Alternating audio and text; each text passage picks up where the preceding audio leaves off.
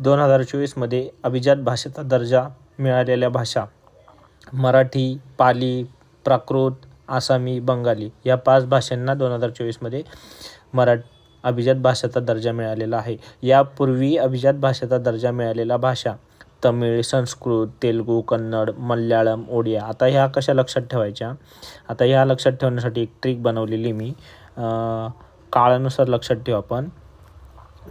तमिळ, संस्कृत, तेलुगू, कन्नड, मल्याळम, ओडिया याच्यासाठी TST कम ओ TST कम ओ अशी Marathi trick लक्षात ठेवायची. त्यानुसार T म्हणजे तमिळ, S म्हणजे संस्कृत, T म्हणजे तेलुगू, K म्हणजे कन्नड, M म्हणजे मल्याळम आणि O म्हणजे ओडिया. यानुसार लक्षात ठेवायचं. TST कम ओ